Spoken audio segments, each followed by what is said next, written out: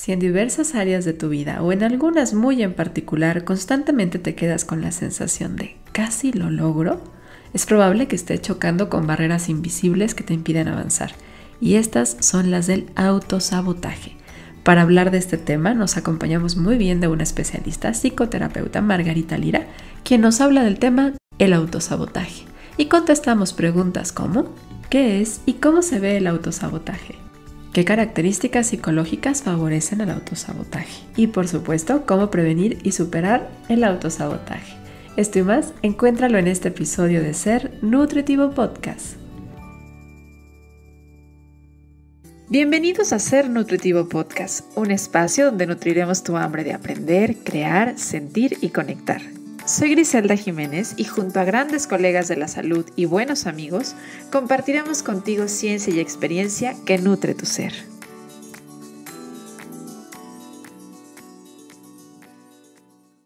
A menudo cuando nos embarcamos en la travesía de un cambio de hábitos, nuestros mayores adversarios tendemos a ser nosotros mismos, sí, no las circunstancias ni el entorno, nosotros mismos. Este fenómeno psicológico es conocido como autosabotaje y merece nuestra atención y comprensión, ya que puede estarnos metiendo el pie y evitando que vayamos a donde queremos ir. Imagínatelo en cualquier contexto. Una persona que quiere comer más vegetales, alguien que quiere dejar de fumar, que quiere comenzar a hacer su ejercicio o rutinas de ejercicio, y aunque tenga sus objetivos muy claros, incluso la intención sea muy genuina, de repente empieza a toparse con algunas barreras que son invisibles, pero que están ahí presentes y que no le permite que pueda avanzar. Esto es una barrera mental, forma parte de que como si nuestra mente estuviera activa en nuestra contra del objetivo que queremos y es parte del autosabotaje o así es como yo lo entiendo. Ya que yo no soy experta, hoy vamos a acompañarnos de una experta en psicoterapia para poder entender un poquito más del autosabotaje, porque este se manifiesta de diferentes maneras. Para algunas personas tal vez sea la autocrítica, para otras sea el miedo al éxito, tal vez para otras el miedo al fracaso, pero existen muchas razones que nos pueden llevar ahí y mantenernos ahí sin permitirnos avanzar. Creo que es importante que lo hablemos y qué mejor que hacerlo con Margarita Lira, ella es psicoterapeuta con maestría en terapia breve sistémica, hipnosis, desarrollo humano y psicología positiva. Margarita, muchas gracias por decir que sí a esta entrevista de Ser Nutritivo Podcast y por ayudarnos a dar voz a este tema. Muchas gracias, Gris, por la invitación. Yo encantada de estar aquí con ustedes y poder platicar de este tema, como tú comentas, tan importante y tan relevante abordarlo. Sí, yo creo que habrá muchas personas que lo han sentido en algún momento de su vida, en algunos objetivos que hayan tenido. Y yo creo que muchos por ahí lo han de sentir a inicios del año, cuando empiezan con sus metas, cuando empiezan con sus intenciones anuales. Y habrá otros que ahorita que estamos terminando un año se den cuenta que dejaron esos objetivos desde hace mucho tiempo y que los van repitiendo y los van repitiendo. Y hay muchas cosas que ahí se pueden trabajar, desde la forma en la que lo planteas, la forma en la que planteas tus metas, pero hay otras personas que pareciera que se encierran ahí entre estas paredes invisibles y no pueden dar este paso. Y esto es lo que podríamos decir que una persona se está autosaboteando. Pero a mí me gustaría de tus palabras Ujú. con el conocimiento que tú tienes de la psicología, ¿cómo se define? ¿Cómo se define un autosabotaje? El autosabotaje es esta tendencia a obstaculizar nuestros retos, nuestras metas, casi siempre a través de automanipulaciones inconscientes. Y eso es lo que lo hace un poco más complicado, porque como muchas veces es inconsciente, nosotros pensamos que estamos haciendo lo correcto porque nos estamos protegiendo. Mm. Y muchas veces viene acompañado de creencias limitantes y distorsiones del pensamiento, y esto es de lo que más se tiene que trabajar, porque si nos estamos sintiendo seguros, protegiéndonos de estas metas o de trabajarlo, ahí es donde estamos autosaboteando, porque son cosas que en realidad deseamos tanto, pero nada más no logramos trabajarlo para lograrlo, ¿no? O sea, se podría ver en algunas personas como un mecanismo de defensa, pero que se nos voltea y que de repente ya no nos permite avanzar. Algo así se podría ver. Exacto. Como comentabas, o sea, obviamente hay muchas razones y hay que tratar de identificar. Muchas veces en terapia nos podemos apoyar con eso. La razón de por qué nos estamos autosaboteando, pero mencionaste uno muy importante, el miedo al éxito. Ujú, ujú. ¿Cómo se ve? ¿Cómo se ve? ¿Cómo te toca verlo a ti en consulta? ¿Cómo se ve el autosabotaje? Cuando desean algo con tantas, tantas ganas, pero su propia narrativa está mandando el mensaje contradictorio y sus acciones están actuando completamente del otro lado. Te puedo poner un ejemplo. Hablando de distorsiones del pensamiento, son estos pensamientos que nos llegan y no tienen tantos fundamentos, pero tenemos todos una herramienta muy, muy importante, muy buena que se llama el inconsciente intuitivo, que a través de la lógica y el sentido común nos permite aterrizar esas distorsiones. Y es un tema que a mí me gusta muchísimo verlo en terapia porque hay diferentes tipos. Entonces, cuando ya le logras poner ese título, ese nombre a esa distorsión, ya lo puedes trabajar. Entonces, digamos, una vez trabajé con una persona que deseaba tener pareja, pero cuando conocía a, era una mujer, cuando conocía a hombres, siempre pensaba de que no, es que no van a estar a la altura de lo que yo quiero. Entonces, todavía ni siquiera había un hola y ya estaba bloqueándolo. Ujú. A pesar de que su deseo era tener pareja, ella solita ponía la barrera. Y ahí está el miedo al éxito, ¿no? El que decías, es algo Sí, que para ella era algo deseable, sería considerado un éxito el tener pareja para ella en ese momento y no lo lograba porque se bloqueaba. Y hay ciertos factores psicológicos o características que podrían estar favoreciendo a que una persona se autosabotee. O sea, yo pensando, si a lo mejor esta persona lo puso como un mecanismo de defensa porque es muy insegura o no tiene esta parte de la autoestima, o qué características podrían meternos más ahí, o somos todos, todos nos autosaboteamos. en algún momento de nuestra vida todos nos autosaboteamos, pero sí es importante ver si ese autosabotaje es generalizado o es como en un área específica de nuestra vida, porque hay personas que para la parte laboral, ante los retos y ante los miedos no pasa nada y se avientan, pero tal vez en la parte personal, en la parte romántica, amorosa, ahí es donde me protejo y no quiero ser vulnerable y ahí sí me da miedo. Pero sí creo que radica mucho en esta parte de la autoestima. Si tienes una muy buena autoestima, tienes menos probabilidad de autosabotaje. Y a veces las personas piensan que solamente ellos tienen miedo a ciertas cosas. O sea, porque el autosabotaje se da muchísimo cuando hay que tomar decisiones importantes, cuando hay retos, cuando hay cambios. Entonces, la gran mayoría de las personas ante estas situaciones tenemos cierto miedo, pero lo que diferencia a una persona que se está autosaboteando y una que no, es que generas conciencia de estos miedos, ves un plan de acción y no permites que estos miedos te detengan, te congelen. Muchas veces creemos que no tenemos tanto control sobre estas conductas, pero para esto quisiera dar como una pequeña sugerencia. A mí me gusta explicar esta cadenita. Hay muchas conductas que ya están muy condicionadas, es decir, pasan de manera como muy inconsciente y de manera automática. Entonces hay que irnos al primer paso. El primer paso es el pensamiento. El pensamiento nos lleva a tener una emoción y la emoción a hacer cierta acción. Entonces, si estamos teniendo este miedo, a ver, primero vamos a generar conciencia de por qué es este miedo, de dónde viene, si está justificado o no, qué emoción nos provoca y probablemente vamos a actuar de una manera distinta a si solamente nos vamos así, como una conducta condicionada. Entonces habría que irlo como desmenuzando, ¿no? Si lo primero que Exacto. pasa es que vamos a tener una emoción que nos va a llevar a una acción, es ponle atención a la emoción para que realmente veas si vas a tomar ese camino o no. Porque yo lo pensaba, ahorita hablabas de que se puede ver en el tema de pareja. Yo que me dedico a la parte de la alimentación, lo veo también en muchas cuestiones de temas de salud. Lo voy a dejar fuera del tema de peso, sino en cuestión de salud. Personas que reconocen tener alguna condición de salud en donde tienen por ciertos momentos que quitar algunos alimentos o restringir algunos tipos de bebidas o alimentos. Y a pesar del conocimiento, viene esta acción, ¿no? Viene lo voy a tomar, me lo voy a comer, aunque sé que me voy a sentir mal. ¿Esto podría ser una forma de autosabotaje? Sí, y ahí también a veces lo puedo ver como un tipo de duelo no trabajado, porque muchas veces Mm. cuando hablamos de duelo pensamos nada más en cuando fallece alguien, pero no, hay muchos duelos y al recibir cierto diagnóstico, por ejemplo, tal vez una persona recibe el diagnóstico de resistencia a la insulina, pues bueno, el duelo tiene diferentes etapas. La primera etapa es la parte de la negación. Ujú. Entonces muchas veces pensamos, no, es que no lo tengo, entonces si tal vez no limito estos alimentos, pues va a ser como si no lo tuviera. Como mencionabas también de las características de personas que se tienden a autosabotear más, aquí me gustaría explicar brevemente dos estructuras de nuestro cerebro que son súper importantes y que rigen bastante nuestras conductas y nuestros pensamientos y acciones. Está la parte de la amígdala cerebral. En la parte de la amígdala se procesan las emociones y esto genera reacciones más viscerales. De hecho, normalmente en los niños vemos más estas conductas con la amígdala, por así decirlo. Ujú.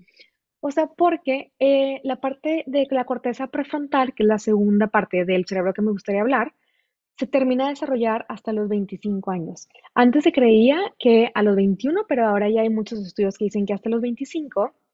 Y esta parte es donde viene la buena toma de decisiones, la lógica, donde se procesan más las emociones, el control. Y aquí hay algo muy interesante. Cuando estamos teniendo mucho miedo, burnout, que es este agotamiento físico, mental y emocional, y estamos teniendo muchos pensamientos intrusivos y los estamos alimentando, esta amígdala se puede como inflamar. Entonces va rigiendo más nuestra conducta porque estamos actuando a través del miedo y con esta inflamación. Pero hay una buena noticia, también se puede fortalecer esta parte de la corteza prefrontal. Muchas veces las características de las personas que tienen más autosabotaje son estas personas que no están cuidando tanto su salud mental y emocional, que sus hábitos no son los mejores. Por ejemplo, cuando están trabajando demasiadas horas, no están meditando, no están teniendo estos momentos para cuidarse, no tienen una buena rutina, no generan tanta conciencia, son personas que están, digamos, en más riesgo de tener este tipo de conductas de autosabotaje. Porque están constantemente bajo estrés, ¿no? O sea, no tener Exacto. esta rutina te pone en un constante estrés y es reacción, reacción, reacción. Entonces la amígdala te estás fortaleciendo en lugar de hacer trabajar la otra parte de tu cerebro. Qué interesante, Exacto. porque como una cosa te puede llevar a fortalecer el cambio de la conducta, ¿no? Como el trabajar en la parte mental. A través de esto, tú ahorita platicabas de algunos recursos que me parece importante volver a mencionar. La meditación, el estar en el momento en atención plena, y esto lo podemos hacer en cualquier momento, porque creo que también tenemos muy errada la concepción de cómo aplicarlo, ¿no? O sea, pensamos Ujú. que siempre es en una posición así como de Buda, como meditando, y no, o sea, Exacto. realmente es que hace poco me preguntaba una paciente, digo, es que lo puedes hacer lavando los trastes, es que lo puedes hacer caminando, lo puedes hacer manejando.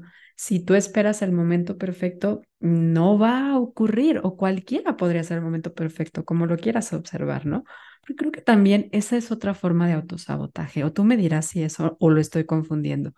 Estas personas que constantemente quieren el control o el tener el momento perfecto, las circunstancias perfectas y que por eso lo dejan a un lado, podría ser una forma de ponerte esta traba a lograr objetivos.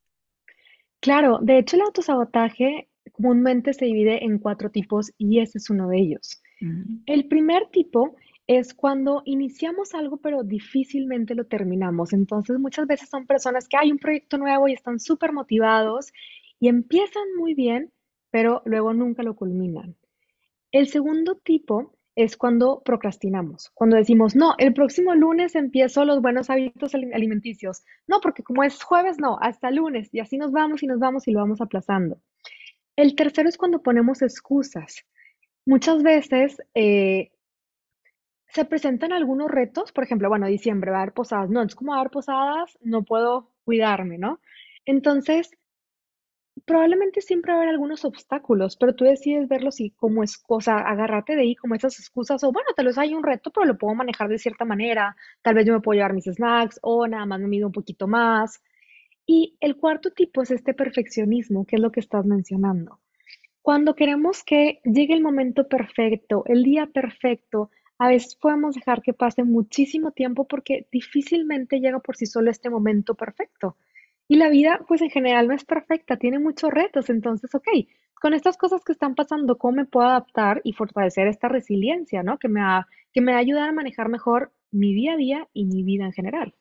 Y perfecto basado a qué expectativas, ¿no? Porque ahora sí que puede ser muy diferente tu expectativa de algo que va a ser perfecto a la mía. Entonces creo que ahí también el cambiar o pensar en que pues al final de cuentas son expectativas, no es la realidad y poder tener esta flexibilidad, siento yo que es elemental que la trabajemos, esta flexibilidad mental. Ahora, de estos cuatro tipos, yo escucho miedo detrás. ¿no? Creo que sí es la raíz del hecho de autosabotearnos. Es la causa más común. Hay diferentes causas, pero sí es la causa más común. Y como comentabas, miedo al éxito, miedo al fracaso, miedo al no cumplir con las expectativas de los demás, miedo a darme cuenta que en realidad tal vez no soy tan capaz, pero también están otras cosas, como a veces no establecemos bien los objetivos o tal vez esos objetivos ni siquiera son nuestros y no tenemos esta disciplina, esta constancia, pero sí, la mayoría del tiempo lo que se está mostrando es este miedo. ¿Y qué podría hacer una persona si se detecta que constantemente se autosabotea? Ahorita ponías el ejemplo de las relaciones y creo que me parece muy importante, porque aparte hablabas de que esta parte de la amígdala, la corteza prefrontal, ¿sí estoy correcta? ¿Sí? Sí, Sí, sí. se maduran hasta los 25 años. Y yo pensaba ahorita, bueno, la mayoría de las parejas, pues la persona busca pareja y encuentran pareja por ahí entre los 20, 30, a lo mejor algunos más grandecitos, nos vamos juntando por ahí más grandes, pero está en ese rango de edad. ¿Cómo podría una persona que se está dando cuenta que se está autosaboteando, ya sea en sus parejas, en su autocuidado, en su crecimiento laboral, poder empezar a trabajarlo, poder decir, a ver, ¿cómo cuido de mí ahora que me doy cuenta que tengo este tema constante de autosabotearme? Te voy a platicar así como de manera resumida los 3 pasos para el cambio. Y aquí puede entrar muy bien la parte de autosabotaje. El primer paso es generar conciencia, darte cuenta qué estás haciendo, por qué lo estás haciendo y cuál es la función positiva. La función, todo síntoma, así le llamamos, tiene una ganancia secundaria, que es esta función positiva del síntoma. Entonces, a ver, ¿qué estoy ganando de esto? Porque de alguna manera tal vez estoy obteniendo ese beneficio, pero no es de una manera saludable. Igual y me estoy protegiendo y esa es mi ganancia secundaria. Entonces, ok, si identificas tu ganancia secundaria, puedes encontrar una manera saludable de sentirte como quieras, sí. O sea, ok, tal vez yo me batallo bastante para dar pasos como súper grandes. Bueno, haz algo que se llama aproximación sucesiva, que son estos baby steps, ¿no? O sea, por ejemplo, me pongo pequeñas metas. A mí me gusta como visualizarlo como una escalerita. Y de hecho, en mi consultorio siempre tengo un pizarrón y me gusta que pasen y vayan dibujando su escalerita y ponen en cada escalón de que, ok, este es mi primer paso, lo cual le llamo el mínimo cambio indispensable. Porque de repente decimos, no, sí, quiero llegar a esta meta. Sí, pero para llegar a esta meta tal vez tienes que empezar con esto, ¿no? Imagínate que quieres construir una casa, pues no vas a empezar de que ya a decorar luego, luego. Primero tienes que poner los cimientos, el piso, entonces irte paso a paso. El segundo paso para el cambio son básicamente estos que estábamos diciendo, estos pequeños pasitos que nos van a llegar a ese gran cambio, nos van a llevar, sí, a ese gran cambio, porque cuando queremos dar estos pasos tan grandes, a veces los damos pero por un rato muy pequeño. Yo prefiero que ya avanzamos, ya lograste palomear muy bien este escalón y se logró mantener, vámonos al siguiente, para que se vuelvan en verdad hábitos con mucha conciencia y no algo como muy fugaz. Y el tercer paso es cuando ya se logra ese cambio, cómo mantenerlo. Porque los pensamientos intrusivos van a seguir llegando. Entonces, ¿qué herramientas estás desarrollando y qué acciones estás haciendo a conciencia para que ya no te lleven por cierto camino? A mí me gusta decirles que lo visualicen así. Imagínate que tú estás en una isla y tienes un camino para llegar a la playa. Entonces, ese camino que tú ya tienes, que has recorrido por muchísimo tiempo, que es un camino con una conducta condicionada, por así llamarlo, tal vez tiene serpientes y está peligroso y hay más riesgo, pero tú quisieras construir un nuevo camino acá donde sí, tal vez al inicio te vas a tardar más, pero lo vas a poner con estos cimientos y va a ser un camino mucho más bonito, sin serpientes, con un arco iris. Entonces, antes de que actúes, o sea, si identificaste que, ok, tu sabotaje es hacia las parejas, vas a tener pareja, entonces, antes de que hagas cierta acción, que te detengas tantito, te visualices como que, a ver, están estos dos caminos, igual y este es como más rápido y me siento más seguro por ahora, pero está este otro. ¿Qué debo de hacer para irme por este otro camino? Ok, esta acción me llevaría más por este camino y pones otro cimiento, porque lo que queremos es que ahora se condicione esta conducta, no la pasada.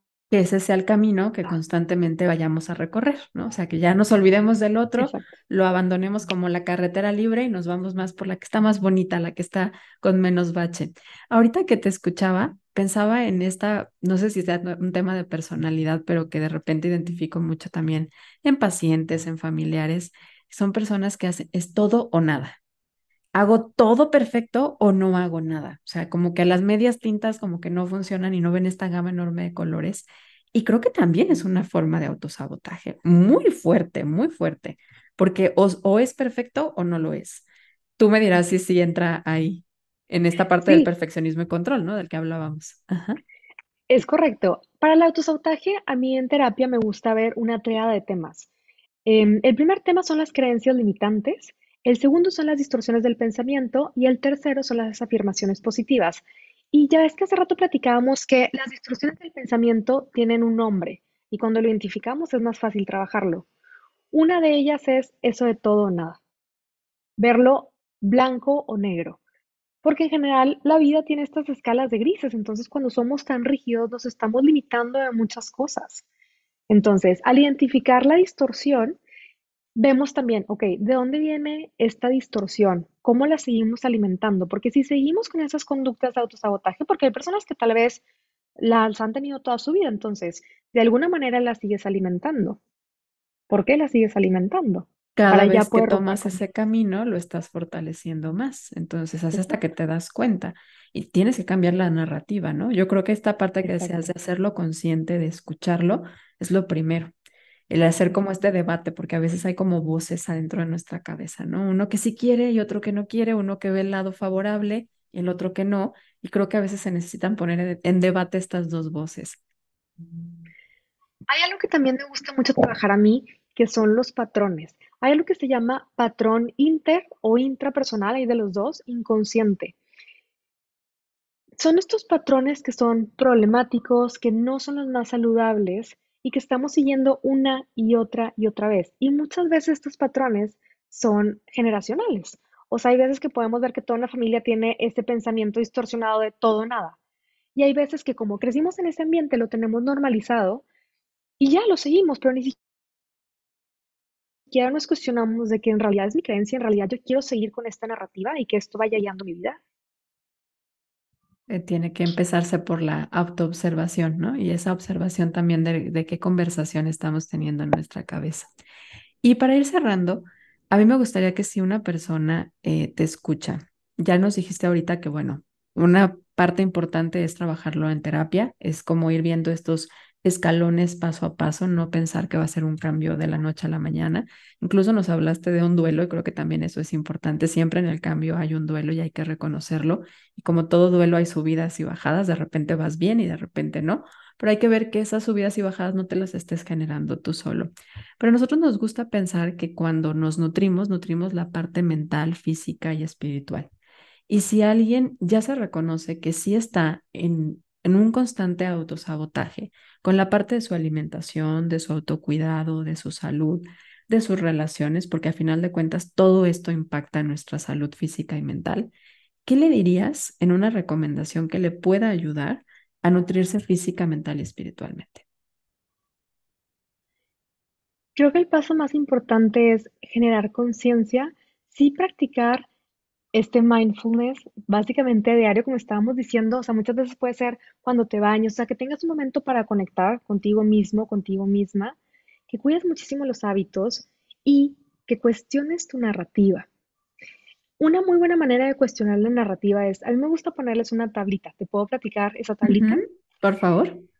Esta tablita trae varias columnas. Entonces, la primera columna es, ¿cuál es este miedo o esta conducta de autosabotaje que tengo? Sobre todo este miedo, como comentábamos, casi siempre detrás de ese autosabotaje hay algún tipo de miedo.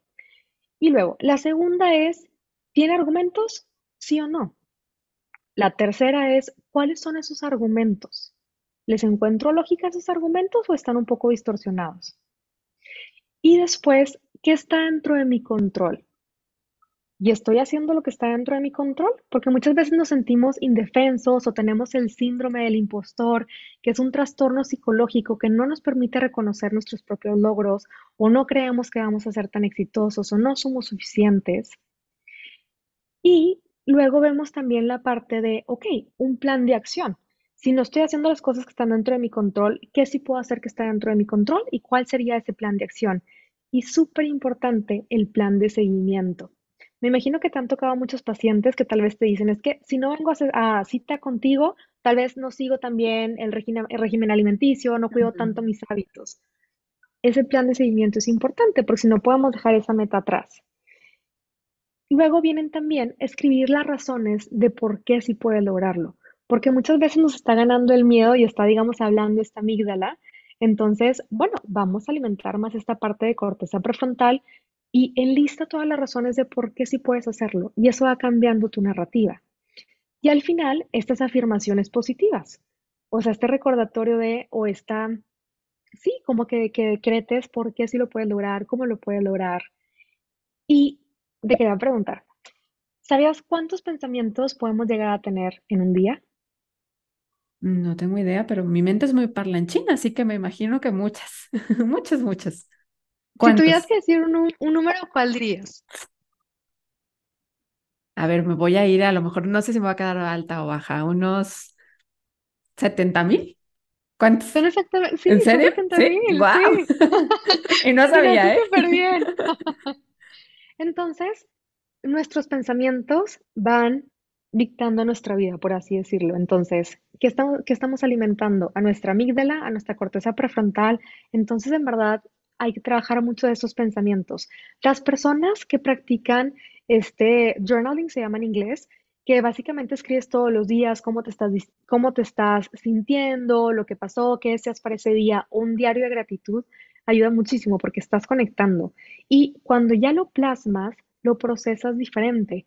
Hace ratito que platicábamos del duelo, muchas veces también hay que hacer estas cartas de despedida porque te ayudan a ir cerrando y a ir procesando. Entonces, si tienen estos miedos, escriban y están teniendo algunas conductas de autosabotaje, escriban y traten de hacer esta tablita y creo que les puede dar muchísima información. Herramientas de autoconexión, ¿no? Momentos de autoconexión que son difíciles de encontrar porque lo vemos así, como que tiene que ser con una vela, en un lugar aromatizado o con luces cálidas, pero si estás esperando en la fila del banco, ahí sentado, porque aparte ya no nos ponen a hacer fila, ahí sentado en el banco, en lugar de estar viendo la pantalla, ponte a observarte, obsérvate cómo estás, cómo te sientes, qué estás pensando y a veces date oportunidad de observar solo los pensamientos sin juzgarlos como buenos o malos. Creo que es la única forma en la que podemos autoconocernos y podernos trabajar. Yo ahorita que te escuchaba pensaba, ¿y habrá algún riesgo de no trabajar el autosabotaje? Yo puedo pensar que sí, pero a ver, sensibilízanos porque sí es algo que tenemos que trabajar. Hay bastantes, o sea, muchas veces este autosabotaje nos afecta mucho nuestra parte de la autoestima y hay como una relación entre el autosabotaje y la depresión o esta parte de ansiedad, porque muchas veces no nos estamos sintiendo capaces, o es como, ok, porque no puedo lograr estas metas en mi vida, tener estos logros, entonces nos sentimos menos, no estamos sintiendo tanto esta satisfacción, tal vez ya no hacemos las cosas que nos gustan, a veces puede que nos aislemos, entonces sí nos puede afectar muchísimo. Y como recomendación también me gustaría decir que es súper importante identificar cuál es tu tipo de autosabotaje, si es generalizado, si es específico, como estábamos diciendo, de que tal vez en lo profesional no, pero en la parte amorosa romántica sí. También identificar la función positiva del síntoma, la ganancia secundaria. Y eso también se puede ver mucho en terapia. O sea, porque a veces se batalla para conectar. O sea, a veces algunas personas no pueden creer esto, pero a veces me toca en consulta que lleguen pacientes y me digan, ok, pasó esta situación y no sé cómo me siento al respecto. Y es de que, ok, trata de conectar, o sea, sientes enojo, miedo, tristeza, no sé. Ujú. Entonces, es hacer mucha introspección y sí identificar nuestras emociones. Eso es clave también para poder avanzar. Sí, sí, si te das cuenta que escribir diario no te está, definitivamente creo que en algo te ayuda, pero si no te está permitiendo desmenuzar, definitivamente hay que acompañarte de un profesional de la psicología porque puede ser que ahí te ayude a interpretar, ¿no? Creo que entra mucho como en esta parte de la interpretación, de ayudar como a ir dirigiendo un poquitito el camino. Es como decimos en la nutrición, hay una frase que se repite mucho, escucha tu cuerpo, pero parte de lo que hacemos los nutriólogos es ayudarte a interpretar las señales de tu cuerpo. Creo que también a veces no es lo mismo escuchar y la otra parte es cómo lo trabajo, ¿no? Porque a lo mejor te das cuenta que sí, tienes creencias limitantes y ahora qué hago con esto. Si ya me di cuenta que tengo todas estas creencias limitantes y de dónde vienen, pero no sé qué hacer. Ahí Mm. necesitas la parte del acompañamiento psicológico. Es donde entra el papel del profesional de la salud en cada área para poderlo abordar y darte herramientas, darte recursos, porque no es nada más darte cuenta es lo primero, pero sigue mucho trabajo después de esto. Margarita, ya hablando de acompañamiento psicológico, ¿en dónde te encuentran? Sí, en Instagram me pueden encontrar como psicología.mindsense. En Facebook estamos como Mindsense Psicología y tenemos nuestra página web que es mindsense.psicología.com. Ahí con todo gusto los podemos orientar y también tenemos videos informativos y todo. Vamos a compartir tus redes sociales en el boletín, por supuesto, se los haremos llegar a quienes estén registrados en nuestra comunidad de seres nutritivos. ¿Das consulta, tu grupo de especialistas dan consulta presencial y virtual o es solamente alguna de las dos? Sí, damos consulta presencial y en línea para niños, adolescentes, adultos y parejas. Somos un equipo de psicoterapeutas y bueno, nos especializamos en diferentes áreas, pero bueno, cubrimos todas esas partes. En presencial en la ciudad de Monterrey, en línea para el resto del mundo. Muy bien. Margarita, muchísimas gracias por compartirnos sobre este tema. Gracias por acompañarnos a deshebrarlo un poquito y a darnos cuenta de si nos estamos metiendo el pie nosotros mismos, qué tenemos que hacer. ¿Algo que quieras agregar para despedirte, Margarita? Sí, muchas gracias por la invitación, Gris. Y me gustaría recordarles que es normal tener miedo ante retos, ante toma de decisiones. Lo importante es qué hacemos con ese miedo. Si lo trabajamos, es muchísimo más probable que logremos esas cosas que tanto deseamos. Gracias por el recordatorio. Es normal sentir miedo, pero que no nos paralice ese miedo, ¿no? El trabajarlo. Muchas gracias, Margarita, y a ti que eres parte de la comunidad. Muchas gracias por escuchar este episodio de Ser Nutritivo Podcast. Si reconoces a alguien que le puede ser útil esta información, no olvides compartírsela y siga a nuestra invitada en sus redes sociales. Nos escuchamos la siguiente semana. Muchas gracias.